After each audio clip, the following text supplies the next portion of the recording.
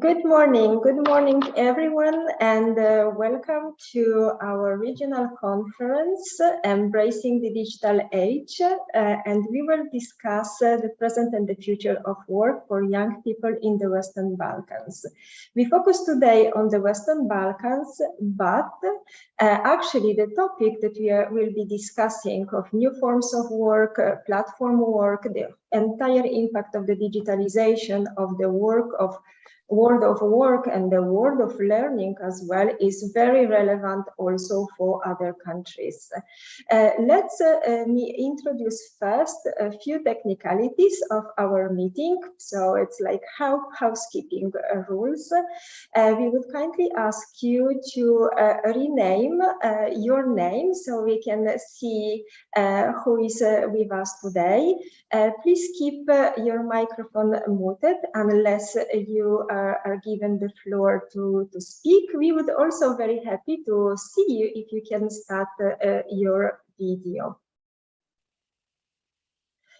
Please be also informed that the event will be interpreted into Macedonian, Albanian, Montenegrin, Serbian, and Bosnian and Croatian. And you can find the interpretation button at the lower part of the Zoom window with the icon globe.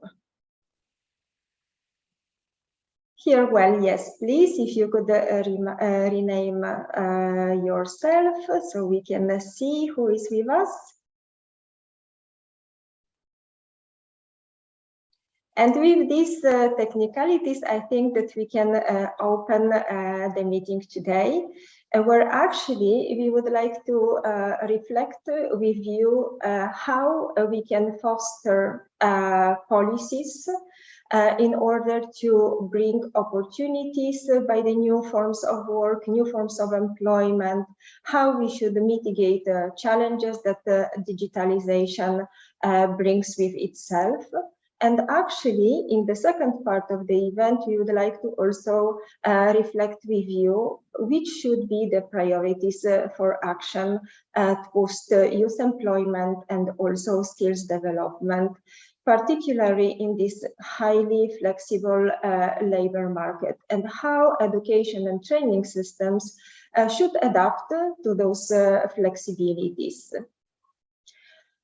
First, we will have the introduction from our director, who will address the welcome message to you, but we will spend together 2.5 hours, and we will divide our time into 2 sessions. First session, we will focus exactly on the opportunities and the challenges that are coming also from our research that we were conducting in the region. And the second part, we will dedicate to discuss policy priorities. I will guide you through the first part of the event. Once my colleague, Kristina Mereuca, we will guide you through the discussion in the second part of the event. And with those little technicalities, I would like to invite our director, Mr. Xavier Mateu, for the welcome word to the participants. The floor is yours, Xavier.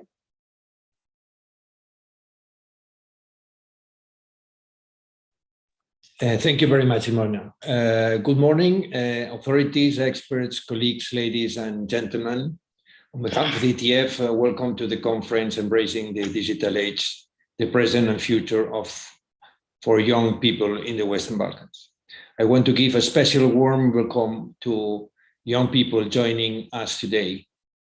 The ETF is very committed to supporting the integration processes of the Western Balkan region towards the European Union. Knowledge creation in human capital development is a big portion of the ETF work, which is further transformed into targeted policy advice and in monitoring of the policy reform progress. ETF continues to build up evidence on skills, employment, and social developments, particularly in post-pandemic and highly transitional labor markets. In 2022, we ran the European Skills and Job Survey together with CEDEFOP, with focus on the impact of digitalization on occupations and skills profiles of workers. Jointly with the Eurofund, another EU agency, ETF investigates the impact of COVID-19 on working and living in 10 partner countries, including 3 Western Balkans economies. The European Training Foundation is engaged in the international debate about the future of work in developing and transition countries, in particular in the EU neighborhood and in Central Asia. We launch several actions analyzing global transformation that impact labor market performance and skills demand and the implications for workers and learners. Our analysis in the Western Balkans confirms the huge impact of technological change on economies, with the COVID-19 pandemic accelerating digitalization trends and increasing labor flexibility. New economic models with efficient matching of labor and skills demand and supply provide online-based employment opportunities and, to some extent, skills development. Young people take up those opportunities, which open up new market and new ways of work, often resulting in an alternative to migration. Therefore, beyond the inherent volatility of contractual relationships, issues of quality and inclusiveness, new forms of work are becoming an important source of income, a place to use and develop skills, and a chance to harness entrepreneurial potential. Today, we will discuss a recent study focused on the impact of digitalization on the world of work and implications for young people. The newly generated evidence on new forms of employment and platform work complements the ETF fresh evidence on career guidance and counseling, effectiveness of labor market policies, and on migration impact on labor market in the region. Updating and consolidating knowledge on changes in those interconnected areas supports developing new policies and programs or adjusting the existing ones in education, training, and employment. Our goal is to make those policies youth-friendly in order to foster the huge potential of young people in the region.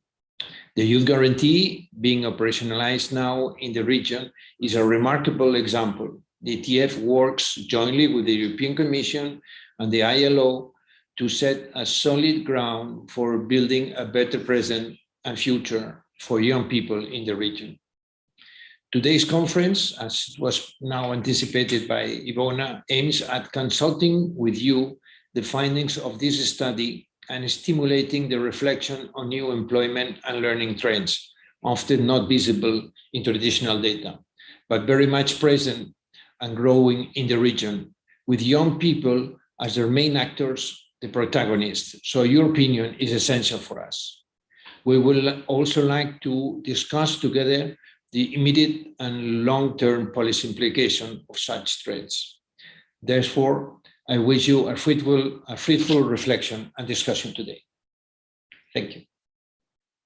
Back to you, Ivona. Thank you very much, Javier, for those inspiring words. I think that we have a very interesting 2 hours, almost and a half in front of us. Thank you very much for joining us today. I know that Javier is following very much the topic on the future, but also on the present of work and the future and the present of the education and the training.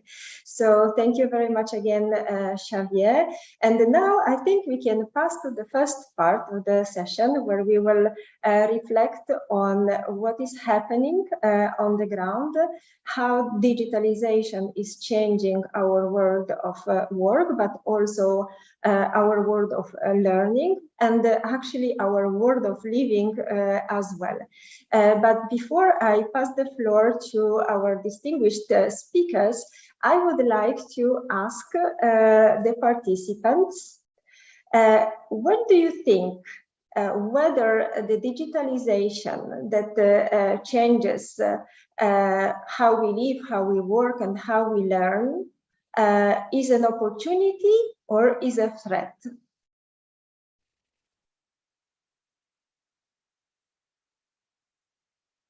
Please answer one of the choices. What do you think? Digitalization brings lots of changes. Do you consider, for example, new forms of employment, including platform work, a threat or opportunity? The first option, opportunity. The second option, a threat. The third option, neither opportunity nor threat. And the fourth option, for those that are even more undecided, I do not know. The first, opportunity. The second, a threat.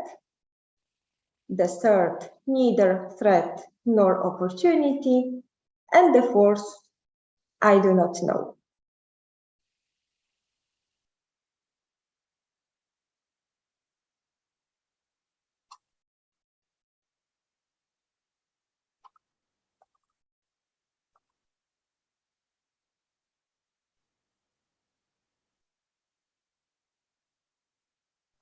Let's wait a second to see the results.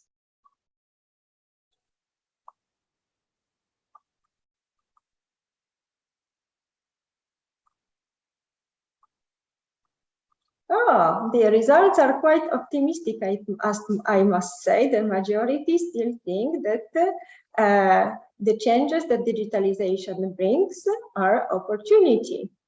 So with this, I think we have a very, very interesting event in front of us. We can continue our discussion throughout both session.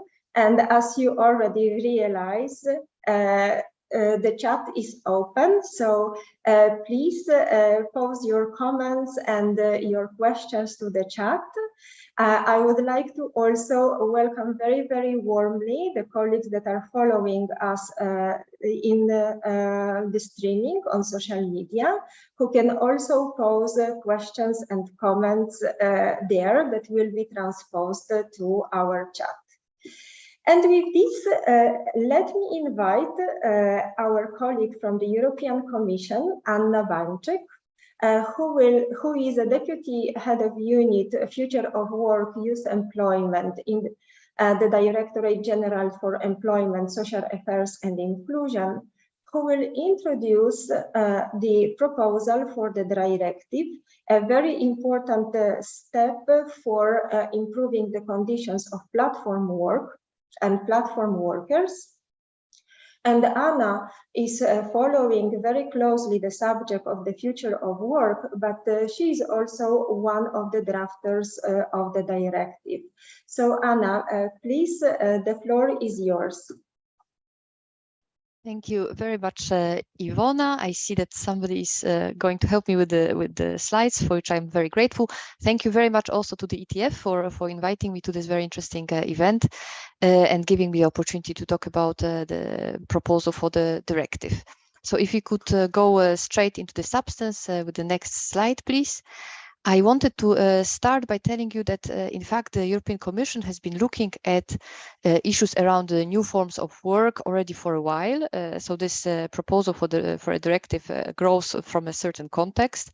Already a few years ago, there has been already adopted the directive on transparent and predictable working conditions, which aimed to frame on-demand work and give more predictability to people working on these kind of contracts. There has also been a council recommendation on access to social protection for all, where we were trying to encourage the member states to ensure that also people who work through non-standard forms of employment have access to social protection. So in this context, we are looking, of course, at the developments in the world of work, and we have realized a few years ago that platform work is one of the kind of most new and dynamic types of work that we see coming up.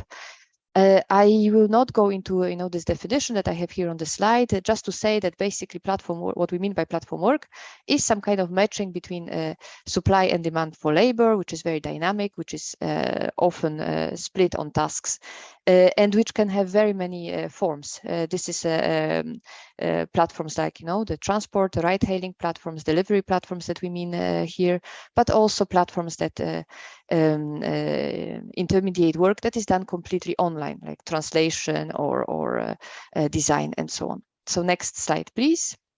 Anna, if I can only ask you, sorry for disturbing, our interpreters are asking to speak slightly slower because it's very important to follow also on the interpretation. Thank you very much. Of course, I will try to slow down. So at the beginning of her mandate, the President von der Leyen made a commitment that we are going to look closer at platform work and that we are going to come up with a specific proposal to address the challenges in platform work. And this is what we did. We researched a lot the topic. We see that in the EU, this platform work is already quite well established. We think that there could be up to 28 million people in the EU who have already done some form of platform work. Out of those, 6 million did on-location work. So this is, as I said earlier, ride-hailing, transport, care services, and 22 million people work in online digital platforms. So this is a big group. Now, we also think that this group is going to grow in the future. We have some estimations that by 2025, we will have as many as 43 million people in the EU working through digital labor platforms. A large majority of those people are genuine self-employed. And, when replying to this poll that you had at the beginning, I also replied that I think that platform work and other new forms of work are actually an opportunity, because indeed, for many people, platform work creates new sources of income. It creates opportunities for acquiring new skills and so on. So for many people, this is a good opportunity to enter and establish themselves on the platform, on the labor market. However, we also see that in platform work, we have quite a significant share of what we call false self-employment. So this is people who are working under conditions of dependence, but are on paper classified as self-employed. We also see that there are many people in platform work who are in quite a precarious situation. They might earn less than minimum wage, or they might have a large amount of unpaid working hours. Thank you. We can go to the next slide, please. This is just to show you a bit the development of the platform economy in the EU. You see here data from 2016 up to 2020, and you see the growth that we have seen. This is 5 times growth over the period of 5 years. I also wanted to show you here that unlike in some other sectors, the COVID pandemic has not caused a drop in the growth in the sector. To the contrary, the platform economy continued to grow. What we only saw was some kind of a switch between the dominant sectors of platform economy. While before the pandemic, the ride-hailing was the strongest. After the pandemic, it was the delivery platforms that became the most dominant in terms of the turnover. Next slide, please. So on the 9th of December last year, the Commission presented its proposal for a directive on improving working conditions of people performing platform work. There are 3 objectives that this proposed directive has. First, it is to ensure the correct determination of the employment status. Secondly, it is to improve the transparency in platform work, including in cross-border situations. And the third objective is to promote transparency, fairness, and accountability in algorithmic management. And I will come back later to the question of algorithmic management to explain a little bit more to you on this. At the same time, we aim to support the conditions for sustainable growth of digital labor platforms in the EU. We do not want to kill the opportunities that the platforms bring with themselves. To the contrary, we want to create a situation where platforms have a predictable context, where they know how they can develop in a way that is legal and that is fair and that is sustainable. Next slide, please.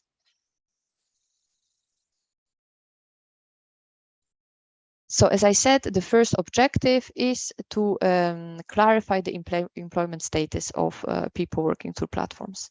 I said earlier already, a large share of people working through platforms are correctly classified. Many of them are genuine self-employed. We are now talking about the 5.5 million who might be misclassified. For those people, it's an issue. They often lack the skills or the knowledge or the means to defend their rights, and they need to be supported in this. We have seen also in the EU around 150 court and administrative decisions tackling the employment status of platform work, and we have seen also over the last years that more and more often these court proceedings, administrative proceedings, conclude that indeed there has been a misclassification of employment status. So that's why we thought that the first objective of the directive should be to clarify this employment status in platform work. Next slide, please. Second is the issue of algorithmic management. I mentioned it already earlier. Platforms, it's kind of they're like a defining feature that they use computer code, algorithms, to in a way replace human managers. They use such algorithms to task allocation, to decide on pays and bonuses, and also to monitor work, to survey the location, the activity, or the output of workers. This, of course, gives the platforms a lot of efficiency. It's again an opportunity to make sure that the demand and supply of labor are matched very quickly and very effectively. However, there are also issues. There is a lack of transparency. There is lack of human oversight. Algorithms are sometimes black boxes that nobody knows how they work, and at the same time, they have a serious impact on the working conditions of people who work through platforms, on their earnings, on their development opportunities, and so on. This algorithmic management lacks scrutiny through social dialogue and is also largely unaddressed in labor law. That's why the second objective of the directive is to increase the transparency of algorithmic management. Next slide, please. And then finally, the issue of enforcement, traceability, and transparency in platform work. We have seen through our research that national authorities have difficulty accessing data on platforms. They often do not even know which platforms are active on their territory. They do not know what is the employment status of people who work through them. They do not know what are the conditions that people are working on. That makes it difficult to trace platform work and to enforce applicable laws. This is true for labor law, but it is also true for fiscal and social protection policies. And another complicating factor is that, of course, platforms, especially those that are active in the online economy only, are very mobile. They work across borders. They can move from one country to another. They can have a client in one country, a worker in another one. It's very dynamic. And that introduces another element of complexity in enforcement of applicable laws. Next slide, please. So we have three main objectives, and here you have an overview of the main provisions of the proposal for the directive. So first, on the employment status, we are introducing a rebuttable presumption of employment relationship. Secondly, we are introducing a new set of rights regarding the algorithmic management. And finally, we are introducing some obligations for platforms to provide information on people who work through them and on the applicable terms and conditions. Next, please. Before we do that, we also define in a legal text what is a digital label platform. And I can tell you this is quite a difficult exercise, as the kind of borders between what is a platform and what is a traditional company is very blurred. So with the definition, we were trying to achieve as much clarity as possible. For example, we specify that companies like online business directories, job adverts are not digital label platforms. Platforms that, for example, deal with accommodation, short-term rentals, and so on, are not falling under the scope of the directive. But this definition is clearly something that we are going to be discussing a lot with the member states and with the Parliament in the legislative process. Next slide, please. Now, this is a very complicated slide, and I will not give you all this detail here. This is just to say a bit more on the rebuttable presumption. So what we mean by rebuttable presumption, it's a presumption that employment relationship between a worker and a digital label platform, where the latter controls the performance of work, is going to be presumed legally to be an employment relationship, not self-employment, but employment relationship. And such a presumption will be applicable in all relevant administrative and legal proceedings. This is meant as a facilitation for the weaker side, so for the worker, to claim their rights that are related to the correct status. We have introduced a number of criteria that indicate this control of performance of work. You see them here on the screen. These criteria have been developed on the basis of jurisprudence, both at EU level and at the national level. The criteria are meant to be easy to understand, actionable, and future-proof, so that it could be easier to understand what is actually the nature of the employment relationship in platform work, without going into very complex legal terms. Now, the platform is presumed to be the employer if they fulfill in the relationship with the worker at least two of those criteria, any two. If they do, then they are presumed to be employers, and they will have the right to rebut this in the national proceedings. But they will then have the burden of proof that they are not employers. Next, please. Now, on the algorithmic management, there is a number of substantial rights that the proposal introduces. These relate to transparency, so the type of actions that are monitored, the type of data that is used. We introduced also some restrictions on the use of data. For example, the platform will not be able to use data that is acquired from their workers while they are not actually performing work, which has been the case so far. There is also some obligations for platforms to introduce human monitoring of such automated systems and review of significant decisions. And lastly, also an important novelty is that we introduce obligation for the platforms to inform and consult workers' representatives on the introduction of such systems. So we are introducing social dialogue to introduction of such systems. Next slide, please. What is quite new about the proposal is that this is labor law. So we are mainly introducing rights for people who are workers or who are supposed to be workers, the full self-employed. But as for the algorithmic management, we also extend some of those rights to genuine self-employed.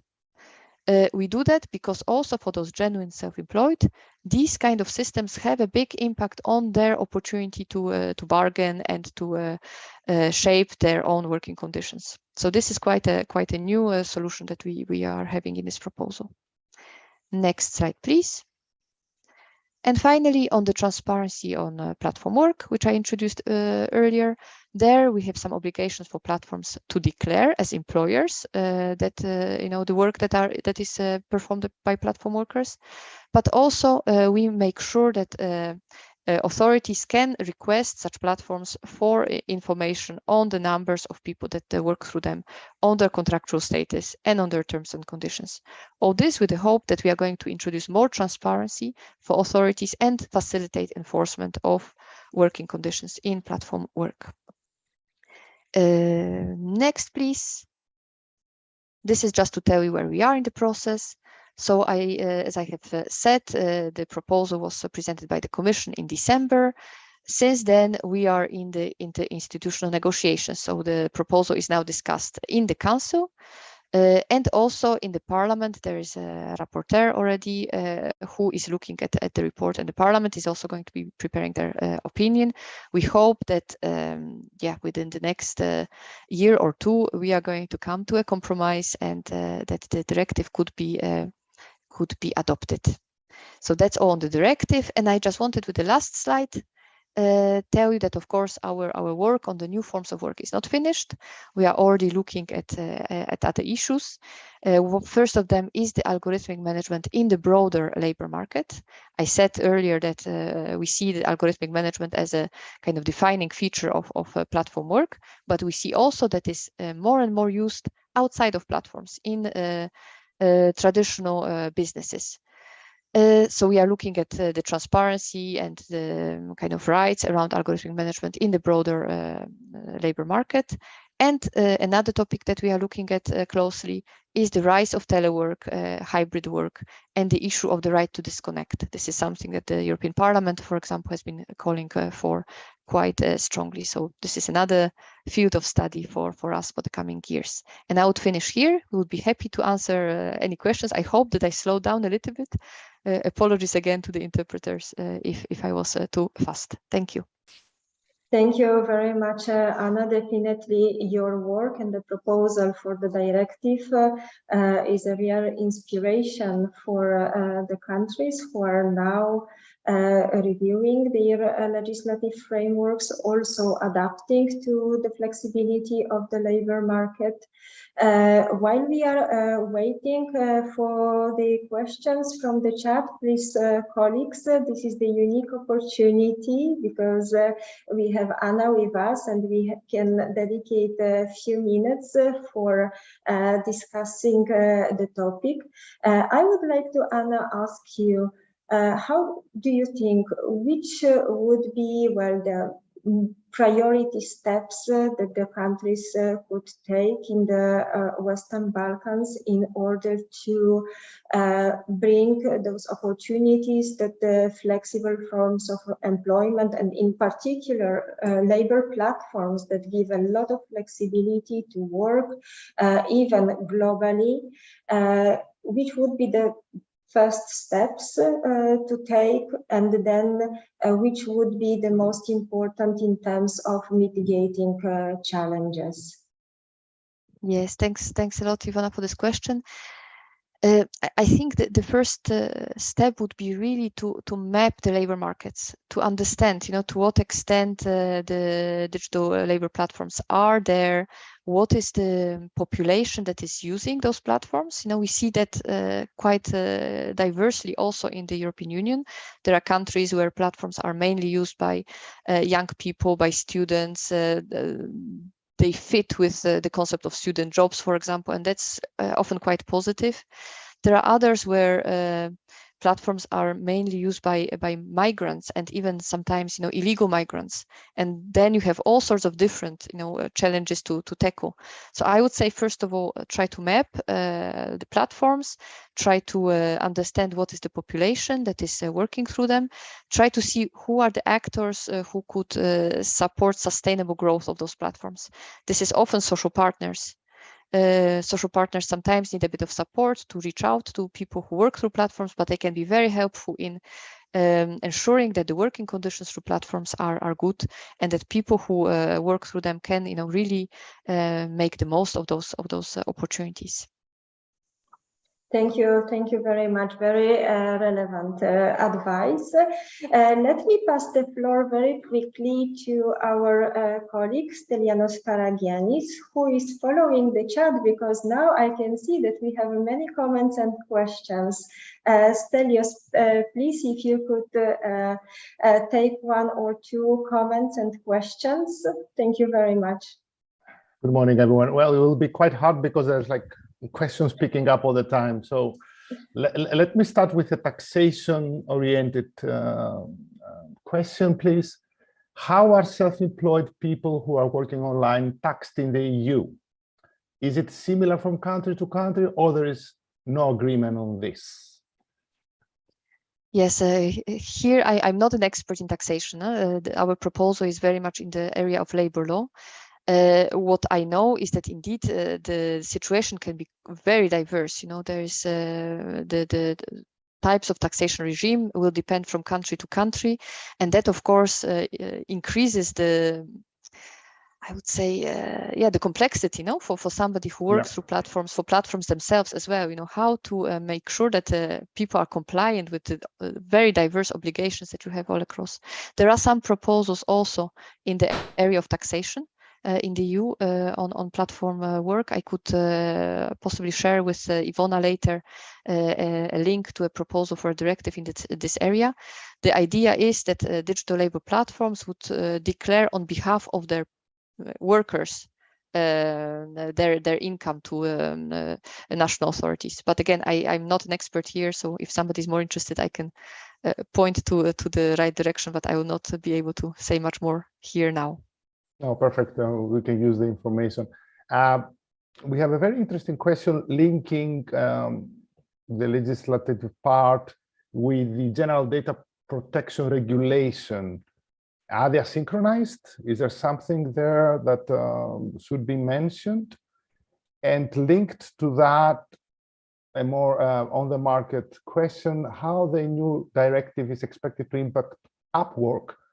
And the question is more on the fact that the specific platform is based outside the EU. So we have quite of an issues there to be tackled. So let's start with the data protection regulation. Is there any link? Yes, there is obviously a link. I did not go into such detail, but actually our proposal is also based on an article of the treaty that is dealing with data protection. It's a combined legal basis, working conditions and data protection. And in the process of developing the proposal, we have been working very closely with the colleagues who are responsible for GDPR. And what we aimed for is to have a complementary regime. So all the rights that are already there in GDPR are respected. And on top of that, we specify some issues which are relevant for platform work. So yes, there is a clear link. On the question of Upwork, I will not comment on specific platforms here, because that's a bit tricky. You have to also know exactly how those platforms work. But I wanted to say two things. First, the scope of the directive is such that even platforms which are established outside the EU fall under the scope as long as the work is performed in the EU. So if there is people who work through Upwork in the EU, those people are protected by, would be protected by the directive. So Upwork workers in the EU, yes. Upwork workers in the US, no. And then whether and to what extent Upwork and such platforms would fall under the directive would depend a lot on their model of operating. So do they control to a certain extent work or not? Then they would fall under the presumption. Are they falling under the specific definition of platform? Yes or no? If yes, then they would have the obligations for algorithmic management and traceability. Ivona, can you help me with the time? I think we can take another one, or well, just a very quick comment. I can see that there is a lot of interest in career guidance and upskilling and reskilling that we will be discussing actually right now. So we can I think free Anna for this part.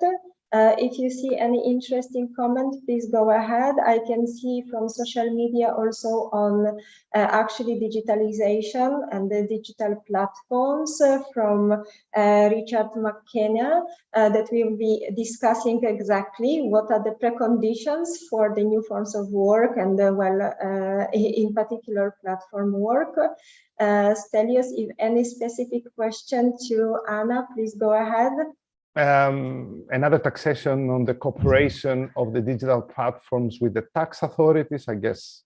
Anna, if you want a short comment on that, I think you just mentioned the taxation. Yes.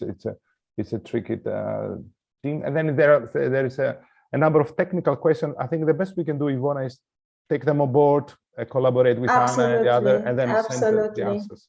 Absolutely. Thank you very much. Well, one interesting comment from Alessandro Brolpito as well is whether algorithmic management could be an obligatory open source. This is something, well, very philosophical question also, as algorithmic management is considered as a business model and also, well, very much protected. So let's see how will be the developments of this new legislation, and well, we keep our finger crossed that platform workers and also people in new forms of work can be well protected when it comes to labor legislation as well. And with this, I would like to thank Anna very, very much. I think that, well, we could grasp some of the elements that the directive brings. The big question for us to discuss right now is actually what does it mean for the Western Balkan region, and also what does it mean for other European Training Foundation partner countries. Thank you very much, Anna. And let me now pass to the second part of the first session. We would like to share with all the participants and all the speakers the research that we conducted in the 6 Western Balkan economies. We focused on the implications of digitalization on the world of work and how then it implies possible changes and priorities for the education and the training system. We focused on analyzing changing patterns of work that are triggered by digitalization. We focused primarily on exactly how to build on opportunities while we are rethinking how to mitigate challenges. And one of our main and important aspects was also to support the development of the Youth Guarantee in the Western Balkans, which is a flagship initiative under the Economic and Investment Plan for 2021-27. The Youth Guarantee proved to be very successful initiative instrument at the EU level. And this is also seen as a very possibly successful instrument to improve the shift from education to employment for young people, but also to facilitate move from one employment, one job to another. And with this, we wanted to contribute to define the youth-friendly policies, but also to think how to consolidate the effectiveness of those youth policies. I will now pass the floor to my colleague Udne Filkonete, who is with us representing Public Research Institute, who supported us with the study. We are here also with Yekaterina Bobrovnikova, who is also supporting the study. But I need to also mention that we were supported also by Vaida Ginekete, who very much followed, unfortunately could not be with us, and she was leading the research also conducted last year in the Eastern Partnership countries, which we took as inspiration also for the investigation in the Western Balkan countries. But let me also mention that this, well, we had a big team, and this, what we present now would not be possible if I do not mention our colleagues who supported the research in the countries themselves. Mimosa Kasimati, who did the report for Albania, Hatija Jasic for Bosnia and Herzegovina, Teranda Bekiri for Kosovo, Anna Nives-Radovic for Montenegro, Alexander Kostadinov for North Macedonia, and Tanya Jakobi and Branka Aldejakovic will present the body of the report, the body of our findings for the consolidation at the regional level, but they also investigated specifically Serbia. And with this, let me pass the floor to Ognje, who will present to us the conceptual framework that we built and also the methodology that we applied. Please, Ognje. Yes, thank you very much, Ivona. If we could show the slides again to the participants. Thank you. So, to briefly introduce the new forms of employment and what they represent. So basically it is a shift away from traditional one-to-one relationship of employment between an employer and an employee. So it moves away from traditional full-time work contracts, indefinite duration contracts, as well as traditional workplaces and work patterns such as working time. So this shift away from conventionality also is represented by atypical or non-standard employment, such as self-employment, part-time work, but new forms of employment actually fall under this definition, but they also have this shift towards digitalization and information society. So this is what we tried to analyze and find the trends with this study, and they also represent more flexible labor relations, employment, and learning opportunities. So to give you a couple of examples of what these new forms of employment are, if we could move to the next slide. So this can be remote work, which is enabled by ICT, as well as portfolio work, co-working, and also platform work, which was already presented. So platform work falls under these new types of work, which we overall investigated in the study.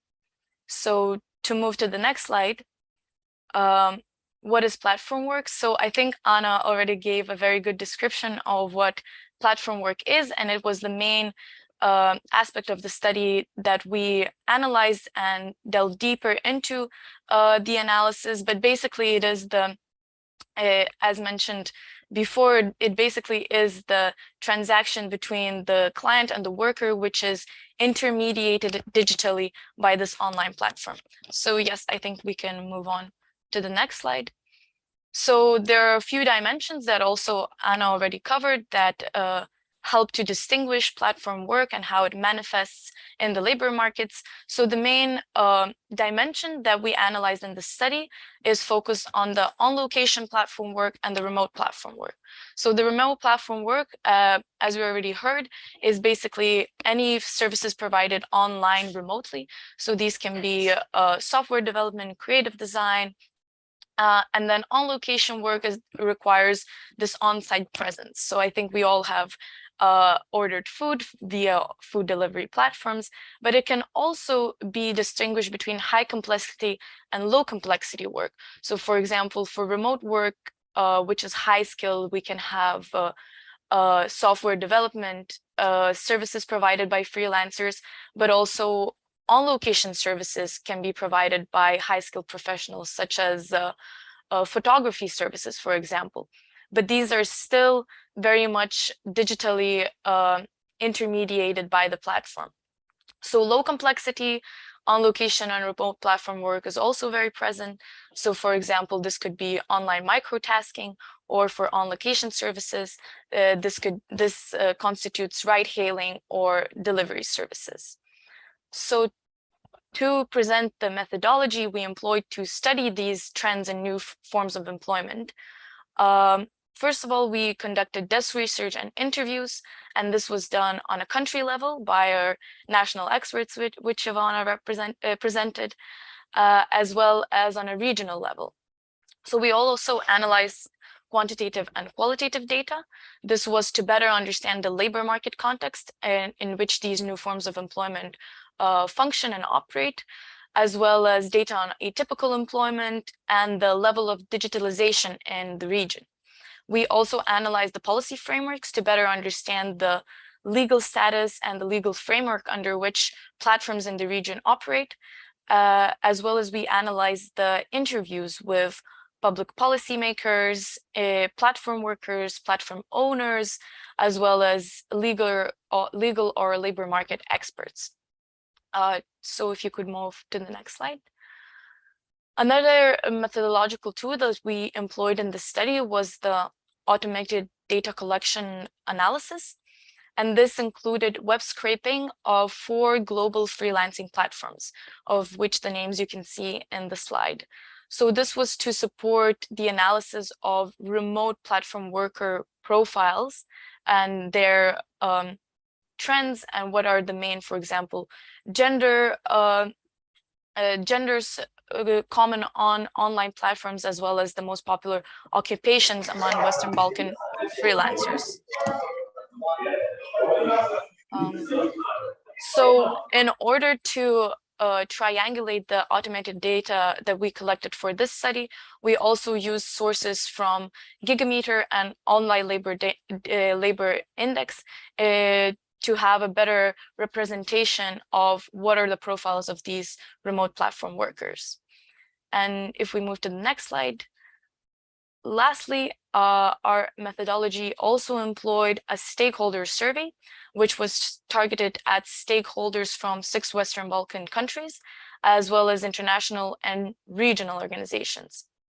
So the stakeholder survey was fielded in 7 languages, and it was disseminated through a survey tool, the Alchemist, using ETF's channels, as well as the channels of our national experts, in order to get the views from very important stakeholders on the risks and opportunities associated with new forms of employment in the Western Balkans, as well as the possible policy pointers for the future. So these will be, the results of the survey, because we had over 200 of responses from the stakeholders, will be presented further on.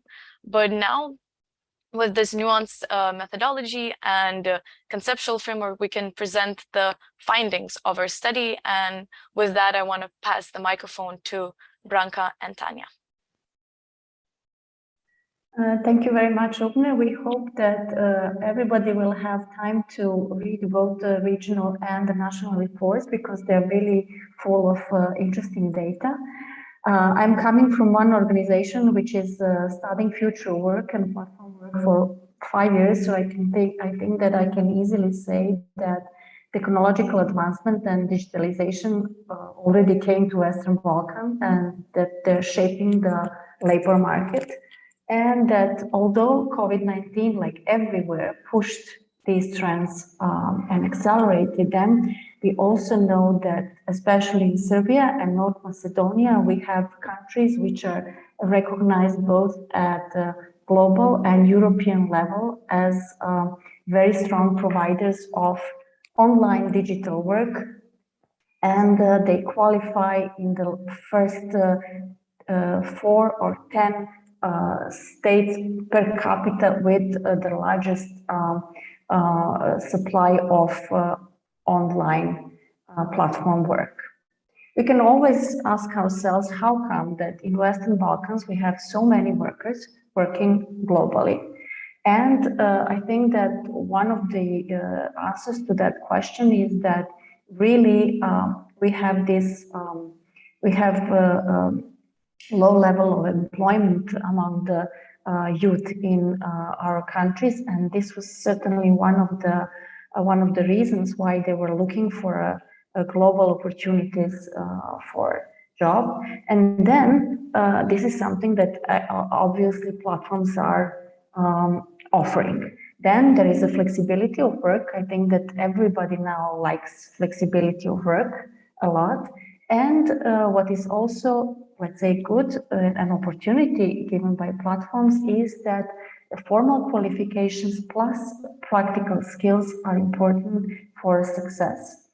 And what we can also see is that soft skills are represented quite well in the Western Balkan countries, which is good because young people were among the first to grab these opportunities to work on platforms. Of course, they're mainly focused in urban areas because they're connected to internet. And the reason why they also like this type of jobs is because they're earning more than if they were working in traditional economic sectors.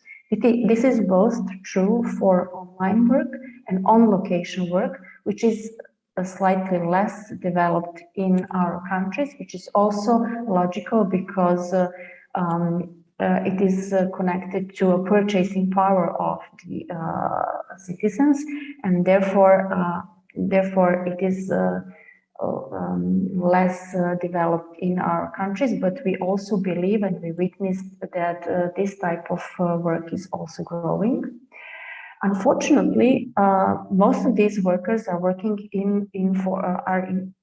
informal, so they are not covered by any type of contracts, or if they even have some contracts, they are usually not really helping them to preserve some of their rights, which we usually see in the let's say traditional labor contracts. Inequalities are also very pronounced. This is to some extent reasonable because, for example, in on-location work, we have a lot of people either cycling or driving, and knowing traffic in the Western Balkan countries, obviously this is more like a male job because you need a lot of strength and courage to manage. But then if we think about online work, we see that also women are less represented, but they are catching up. And in some of our countries, women are more represented than men if we think about the global level of women finding jobs in this type of work. Some of these workers, as I already said, are high-skilled workers. And some of them are low-skilled, or let's say people coming from having secondary education. Career development and skills and work experience recognition is very low. That means that even though we have people who have very strong careers on online platforms, they cannot do anything with that. They are big, let's say, on the platforms they are working, but they cannot really do something with that if they want to move, let's say, to traditional sectors of work and then let's say, have a flourishing career in both worlds.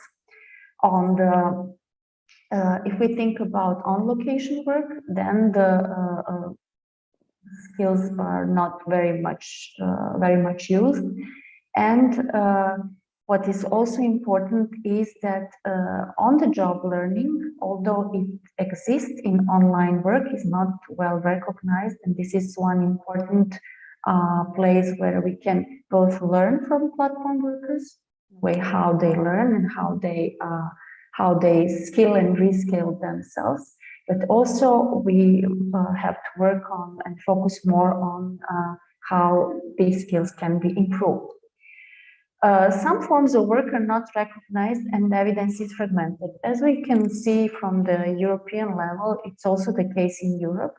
And it's of course case in Serbia. Hopefully, as my colleague Branka will show, we have some data about regional countries. Here, I will just briefly mention some of these factors I already mentioned. As you can see, our countries are not as well digitalized and counterparts in Europe, but still, I think that this is opportunity, because if we are doing that much with a relatively low level of digitalization, we can probably do more if the digitalization trends are going up. Next, please.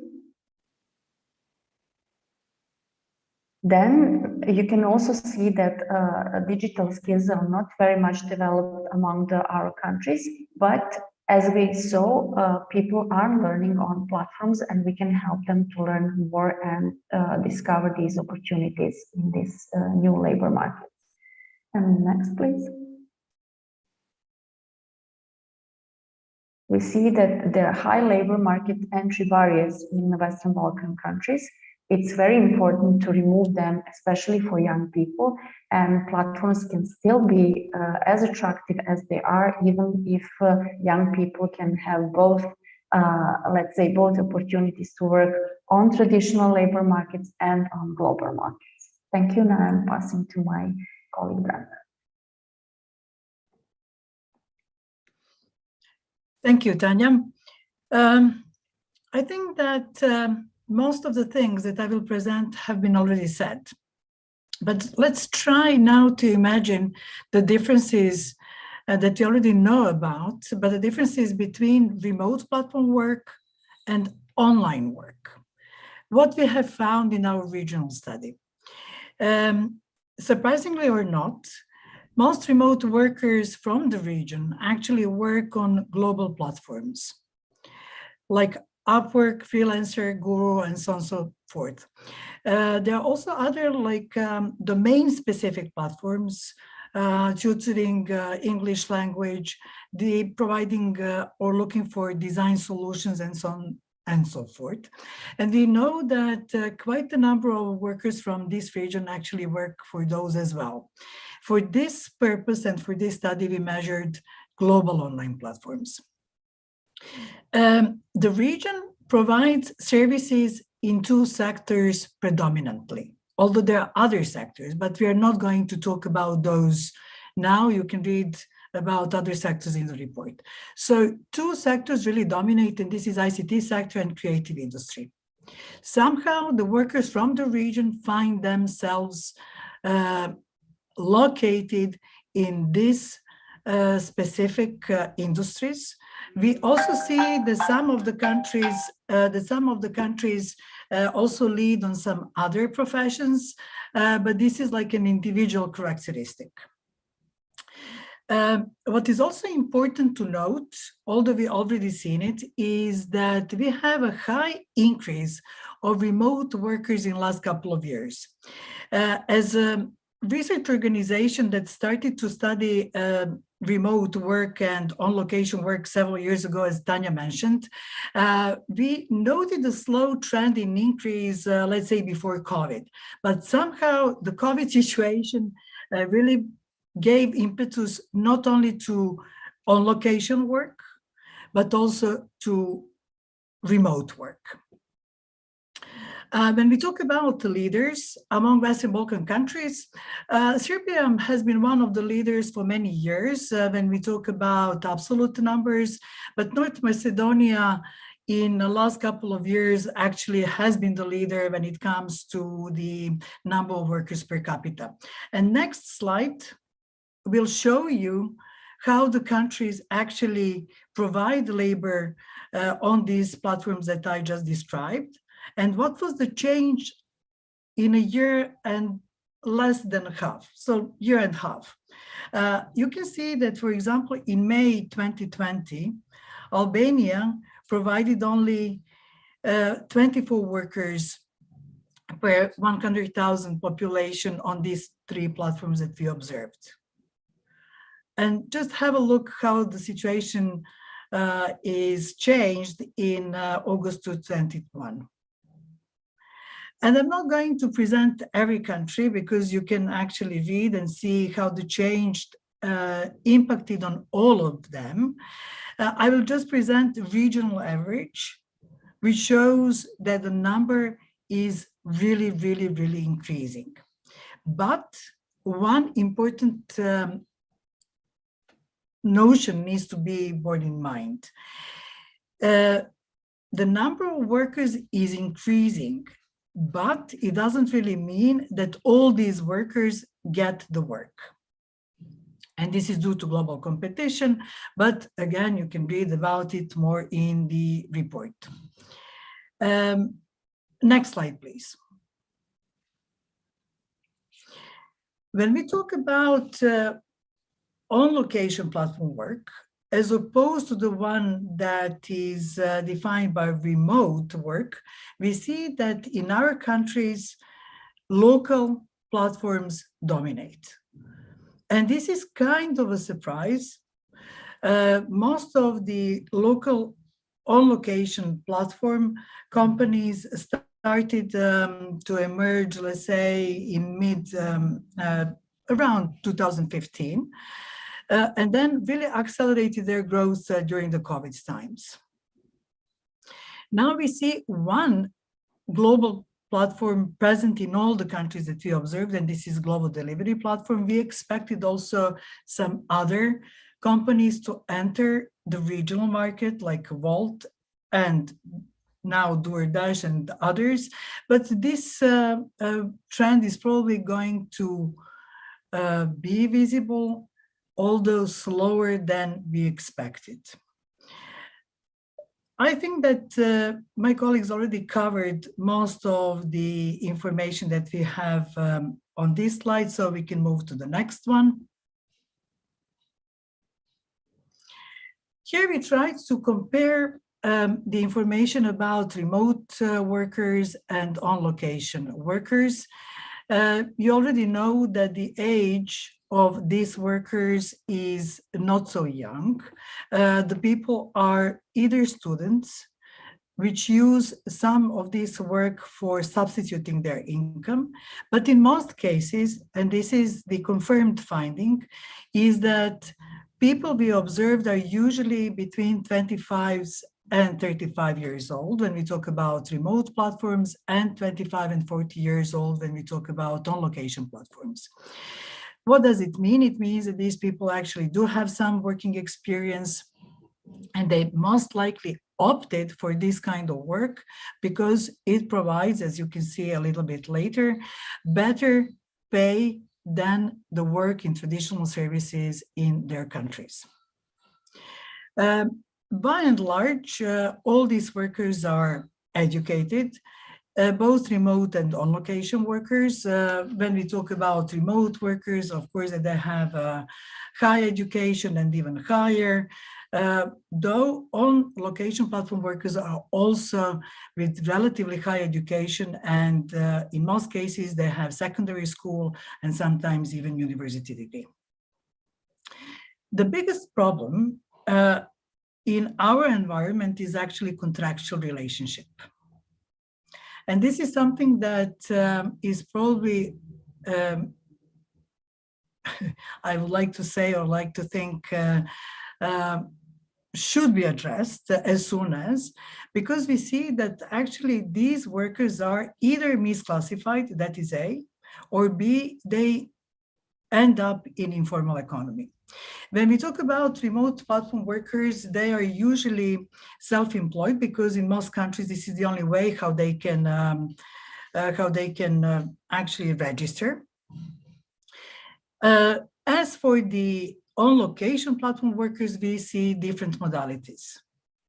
In some occasions, they have standard employment. You see the countries here. Sometimes they have service contracts. Sometimes they are also classified as self-employed, but in most cases, they really lack formal status, and they lack, in most cases, also social and other labor rights. Next slide, please.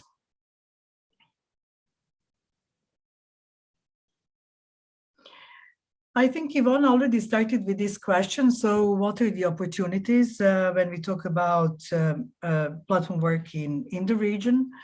And we all agree, I think, at least the research shows that, but we as researchers and observers in our own societies, we can claim that platform work for sure provided new employment opportunities to many workers, and also enabled access to highly, sometimes skilled work, which was then transferred to local environments.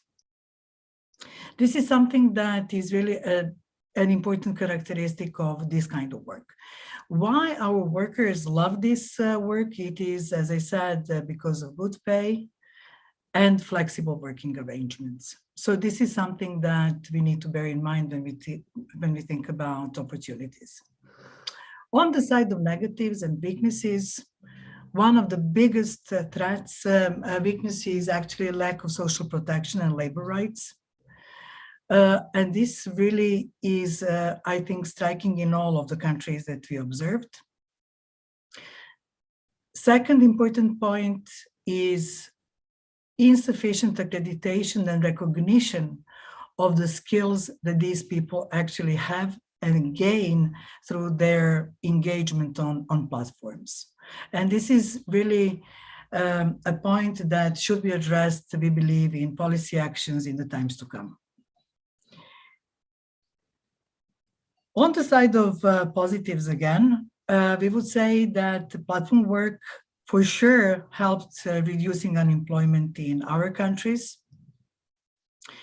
For sure developed skills that were not always present in these countries. And we also saw and evidenced that platform work was in many cases alternative to migration and brain drain. However, if we really want to make this phenomenon, let's put it this way, a positive trend, we should for sure address several other things. Insufficient digital infrastructure is something that we notice, not in all countries though. Some are really, really well developed and equipped, like Albania, but the others really need catching up. Insufficient occupational recognition, which was already mentioned. And last but not least, is related to the lack of acknowledgement of new forms of employment in regulation and policy response. Trying to summarize all these rich reports that we have ahead of us, not only regional, but also country reports, let me finish this presentation with few remarks. Next slide, please. What we think can be expected in our region is increase of the participation, labor participation from the Western Balkan countries when it comes to remote platform work. Why is that? As you may know, and I guess that all of you know, that Ukraine has been for many years one of the major suppliers of remote work to global digital platforms, but also Russia. So with all these changes in these two environments, we can expect that the trend is going to move towards higher engagement of remote workers from Western Balkan countries. We already talked about migration and decreasing the brain drain. So if this happens, under the hypothesis that really the remote work is going to continue to rise in this region, we also may expect people to stay in their countries, at least some of them. For us as researchers, a new EU directive of improving working conditions of platform work has been very, very important. We've been looking at it for quite some time. And we also believe that the new directive is going to change not only the labor market, platform labor market in the EU, but most likely is going to impact on near countries as well. We cannot, of course, predict how quickly this is going to happen, but for sure, I guess that policymakers in these environments are going to simply keep an eye on the changes that the directive brings, maybe similarly as it happened with GDPR in the past. Now I will conclude with the following statement. This is the first research of a regional kind that has been carried out in our Western Balkans part of the world. It provides plethora of information, but we believe that that is needed to continue this research engagement to really understand better how this phenomenon is going to evolve and change over time. Thank you so much. Ivona, now back to you. Thank you very much, Branka, for presenting the body of the research and also those really very important conclusions that we were drawing from the conducted research, but also from all the comments that we were receiving from the interviews that we were conducting in the countries. So I would like to thank also at this point for all the contributions that we received that supported this research. And with this really quite in-depth investigation, we came up with a few policy pointers that we wanted to share with you that were actually somehow mentioned already throughout the presentation. First of all, what we see is that recognizing the importance of the new forms of work, and in particular platform work, is very important. When it comes to policy discourse, but also when it comes to enabling policy frameworks and also digital and business environment. Then one of the important elements is actually almost a precondition, connectivity and digitalization. Those are really important elements to foster expansion of digitalization for new online businesses, but also on location. Another important element that we are seeing is exactly how to protect workers. On one hand, combating informality, but this can happen really through clear and enabling labor market regulations, but also enabling taxation, very clear. But also what would be very supportive are banking system and online payment mechanisms. They are transparent for everyone, and they are transparent on the rights and on the obligations. Another element that we find really crucial is how to support the transition into employment and from job to job.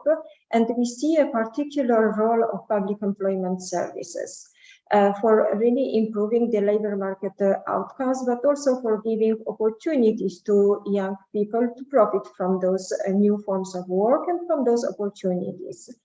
And last element that I would like to mention is really the evidence that we are searching for, and we were struggling to find evidence because of certain practices, but also because of the unclarity that we were finding, for example, in terms of labor regulations. So for us, extending knowledge and understanding of the new phenomena while developing developments, adapting data collection, also data collection from digital platforms would be very, very important. And if we could move to the next slide, we also had this reflection, what then does it mean for the education and the training? So first of all, we really need to think of tapping into the great potential of young people. They are the main actors, but we were saying also that being young now is a bit longer, that on one hand is good, but on the other hand means that this transition from school to work is becoming longer. So this can be very much supported by promoting skills development. We see key competences in formal education and training crucial. Digital skills, languages, communication, learning to learn, but also entrepreneurial skills. So we discovered that to be successful on the platforms and in the new forms of work, everybody needs to be entrepreneurial. Then how to support career management and how to provide counseling is a big issue that need to be tackled as well. And then really we need to rethink continuing training and adult education. We are changing jobs more frequently, more often. We are going from one employment to another, and formal, non-formal, informal training is very important then to catching on the new opportunities.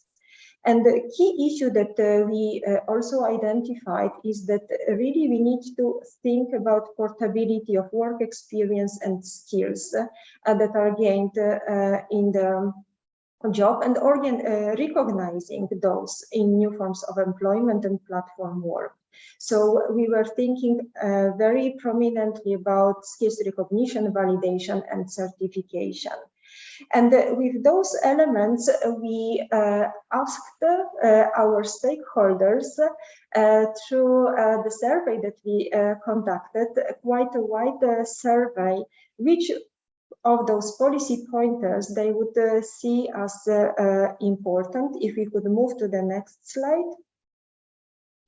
Very quickly, we asked which of the elements would be priority to improve the situation of the economy, so from the economic perspective. And here we were very much surprised, I need to say, that reforming education and training has been seen as the most prominent, but also investing in infrastructure, digital skills, and adjusting the labor market and the tax regulations. If we can move to the second slide on the stakeholder survey. Here we asked what then does it mean for individual workers, for people, particularly young people, how to improve their situation.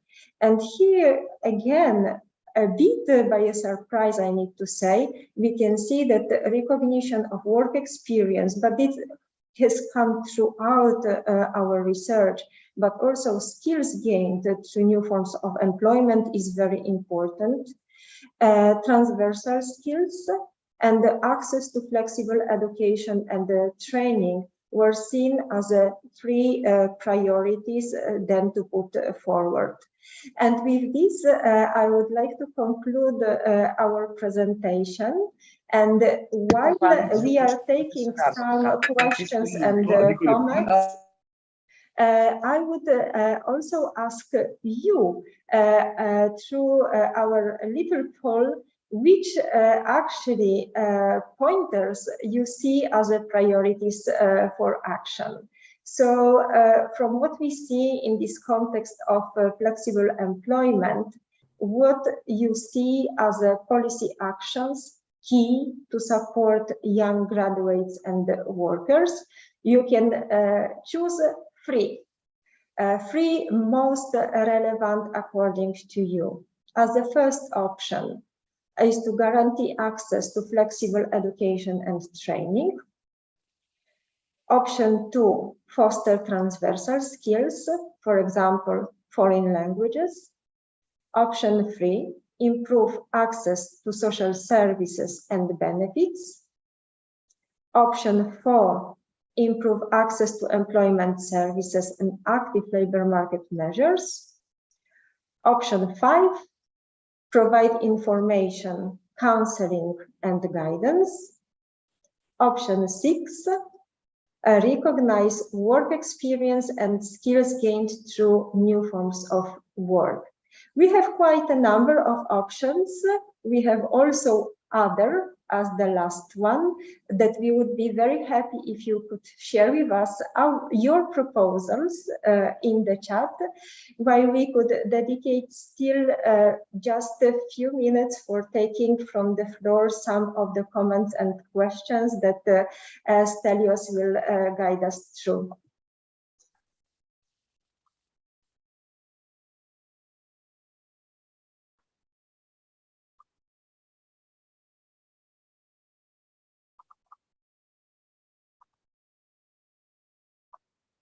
So we make a start with the questions you want to Yes, yeah? Yes. Okay, I was looking around just to make sure I have everything. Let's start with not many questions at this time, but very interesting ones. In-house, we have a couple of good points. Umuhan posted the nice research on cross-tabulation between immigrants and platform work. So please find the relative links on the chat. From Francesca Rosso, in-house, again, the very interesting point on women. Are there good practices that can be inspirational to support women in this path? So women are catching up, less represented. How can we make it happen? Good practices around, maybe the experts, Tanya, Branka, if you have something to pick up on this, possibly can help us as well. There was a question on Kosovo, why it's not on the slides. I believe. Maybe we could take up for clarification, Tanya, Branka, and Ugne. Maybe you could take this about how we consolidated the data and triangulated. Just to mention that for some elements, data for Kosovo was not available. Ivona, could you comment on the methodology, and I will take the question of women. Thank you very much, Tanya. Just what has been presented before by Ugne.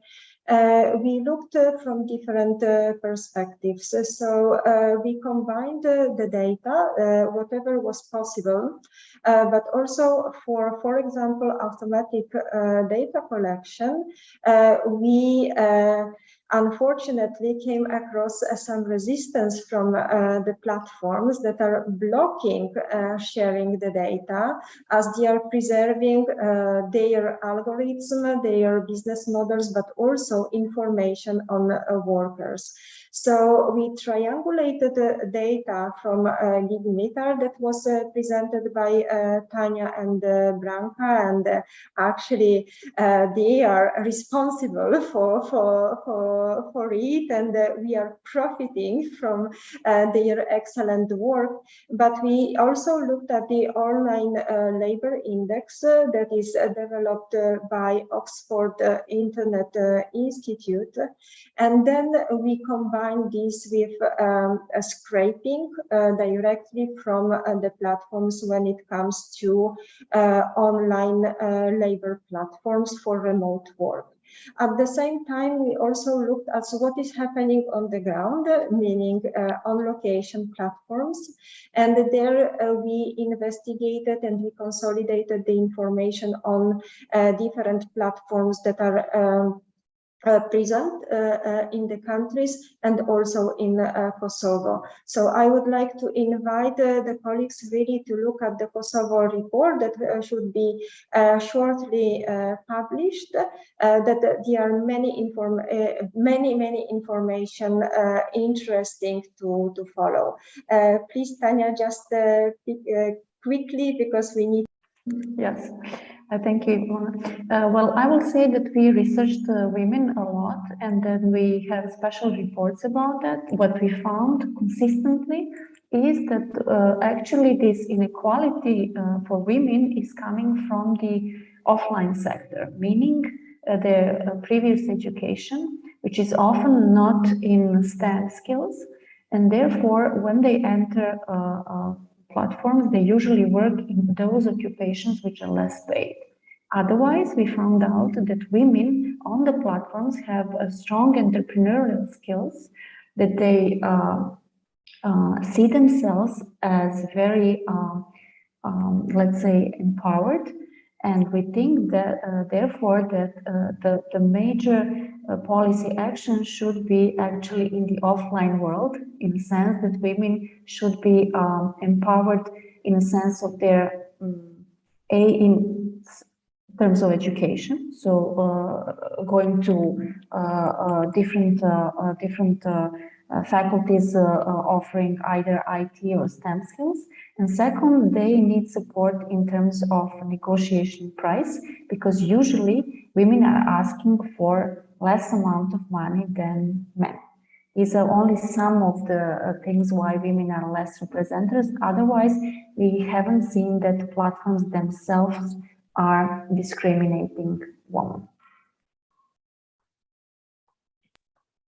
Just to intervene, another example by our colleague Alexandra Constantino from North Macedonia on a case-specific, let's call it, sector, and women being more entrepreneurs and represented in the courses and trainings offered for fitness app. So specific industries probably have a bigger dynamic. Ivona. Thank you very much, Stelios. I think that we can take later on some of the comments and the questions, because I believe that the participants are a little bit now deserve a short break. If I may, I would propose to take 5 minutes for some refreshment, refitting, and a short coffee, espresso. So if we could come back at 11:35, that would be fantastic. Thank you very, very much for following us, and we will be here back in 5 minutes.